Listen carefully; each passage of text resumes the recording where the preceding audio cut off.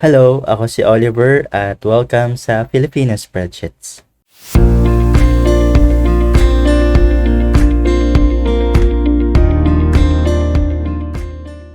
In my 4 years of experience dito sa pagpo-provide ng services sa Filipino Spreadsheets, marami na tayong client na na-handle, na-encounter, natulungan, at masasabi ko na itong inventory tracker na papakita natin ngayon, lahat ng mga basic na kailangan ng isang inventory, masasabi kong nandito sa tracker na ito. So kung naghahanap ka ng simple, madaling maintindihan, magagamit mo for long term, tapos meron pang stock report kung saan ma-identify mo kahit mag-backtrack ka pa ng mga stock report mo, ma-identify mo yung mga records ng mga naging stocks mo. So hindi lang to basta sa naging sales mo, naging profit mo within specific date range, maging kahit sa stocks, pwede mo nang ma-backtrack. So kung paano yan gumagana, ano yung meron sa feature na ito, sa template na ito, talakayin natin sa video na ito. Okay, try natin na magkaroon ng items dito sa ating items tab sheet. Maglist tayo ng ilang examples. For example, yung Lucky Me Pancit Canton. Halimbawa, meron kayong sari-sari store.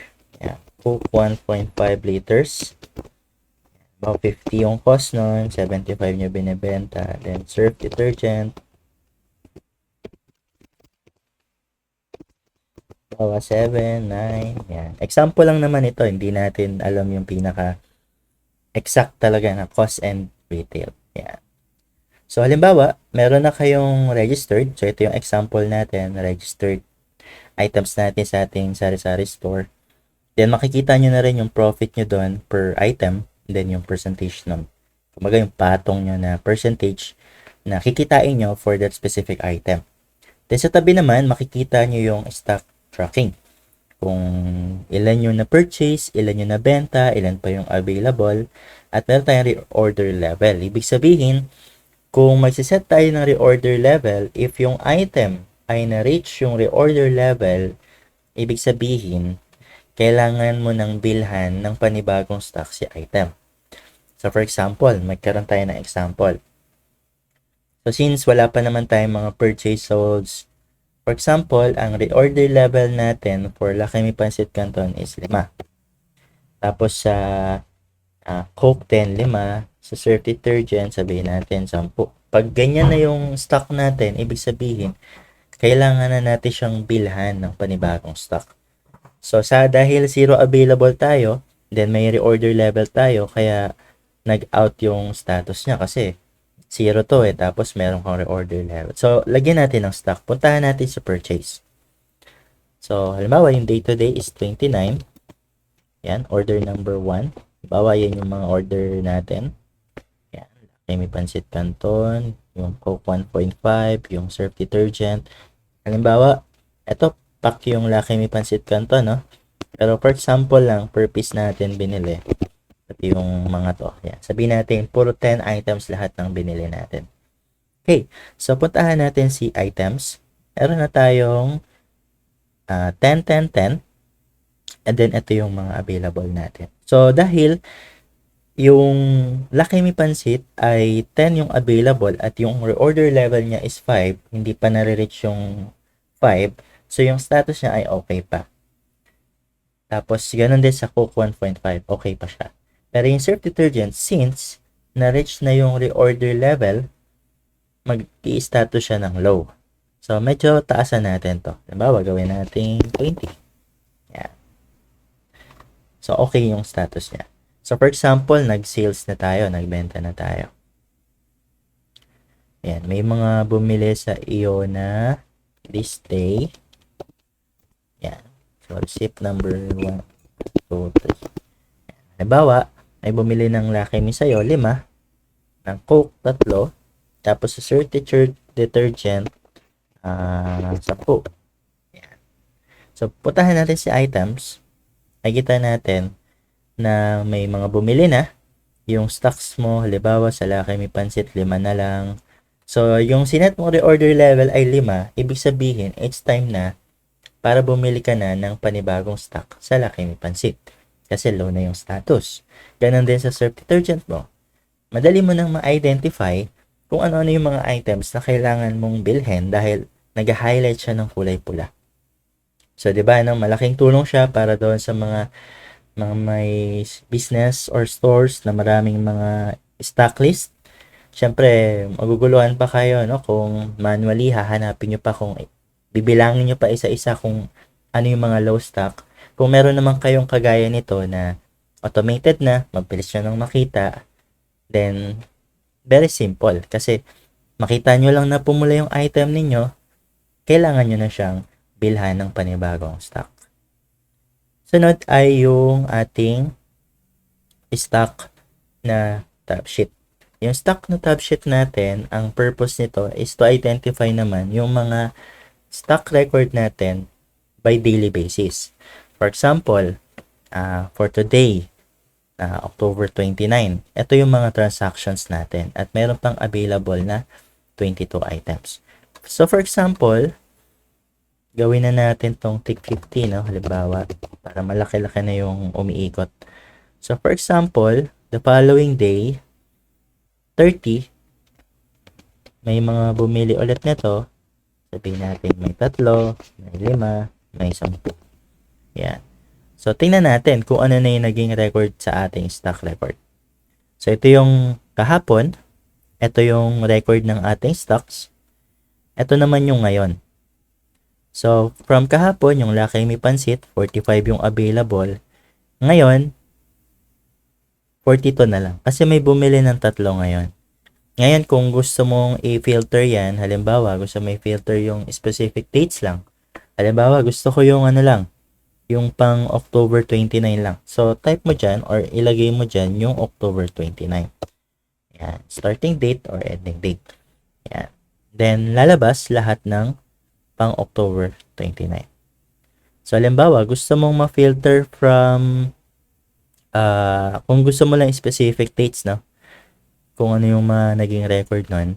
Ayan. So, ito yung magiging kakalabasan niya. Halimbawa, noong October 29, ito yung mga naging transactions. May na-purchase kang 50-50 sa mga items mo at may nabenta kang 5-3-10. And ito yung available. So, kung example, gusto mo isama yung 2 araw, yan, yung 20, 28, 29, o yung 30. Yan, 29 at 30. Yan. So, 29 at 30. So, ayan yung mga naging record mo naman. Halimbawa yung 30. Try natin yung 30. Yan, 30 lang. So, wala kang na-purchase pero may nabenta ka. Pero makikita mo pa rin kung ano-ano yung mga available items mo. Okay? So, that time, yung mga naging record mo, makikita mo dyan. Kung gusto mo lang makita yung pinakakabuuan, delete mo lang yung dates para makita mo yung mga naging transactions mo. Itong available tabs, natin dito, column natin, malaking tulong yan dito sa ating available column sa sales tab sheet. So, kung maalala nyo, doon sa IMS version 1.0 natin, yung available column natin is real time. Halimbawa, may umorder ngayon ng Lucky Me Pansit Canton. Ang date ay 31 na. So, halimbawa, 42 yung available na stock. Pag may bumili ng 2, magiging 40. Yung record sa itaas na Lucky Me Pansit, magiging 40 din lahat. So, ibig sabihin, connected sila lahat sa isa't isa. Pero this time, hindi na. Halimbawa, today is may 2 bumili, magiging 40 yung stock mo. Pero kahapon, 42 yung stock mo. Tapos, may 3 bumili. At nung nakaraang araw, may 5 bumili, 45 yung stocks mo. So, ganun siya gumagana. Nagbabago yung kanyang, yung availability ng stocks mo based doon sa date at based doon sa sequence ng pagbili ng mga customers. Okay? So, malaking tulong siya para sa gustong malaman kung ano yung mga stock and records nila. Dito sa expenses, record natin yung mga Ay na-expense natin, kagaya ng snacks, bill, salary, o iba pa. Kung paano nyo pwedeng i-register yan, puntahan nyo lang itong dashboard, tapos ilist nyo lang lahat ng mga expenses categories ninyo. Hindi naman require na puro specific yung expenses, kahit yung categories lang. Para sa overall, madali nyo ma-identify kung ano na yung mga expenses list ninyo. Dito nyo pwedeng i-specify kung ano yung, halimbawa, sa bills. Type nyo, Meralco. Meralco. 1,000. Then, pwede na rin siyang maging payables kasi pwede mong hindi mo na-checkan to, hindi siya babawas sa expenses mo. Pero once na chinekan mo na yan, bigyan na rin natin ng date. Halimbawa kasi katapusan na, so bayaran na ng bills. Pag chinekan mo yan, makakount na yan dito sa ating expenses. Pero kung i-uncheck natin, yan, hindi pa. Kasi hindi pa naman siya bayad. So, pag nabayaran, saka siya mag-deduct. So, yan yung mga sa expenses record natin. Parang pwede na rin siya maging payables. Sa summary naman, may control tayo to manage our records sa purchase, sales, and expenses by selecting date range. Pwede kang mag-type ng starting dates mo at ending dates mo para makita lahat ng record. If NA or value yung nakalagay, ibig sabihin, hindi naman error yon. Wala lang ma-filter during sa record mo na yon. So, for example, sa expenses, wala tayong 29. So, gawin natin the whole month, October 1 to October 31. Yeah. So, lahat ng record summary natin for the entire month, nandito. Ito yung purchase, ito yung sales, ito yung expenses. Then, sa dashboard, meron tayong pinaka summary ng ating purchase, sales, profit, yung expenses, and yung magiging net profit natin.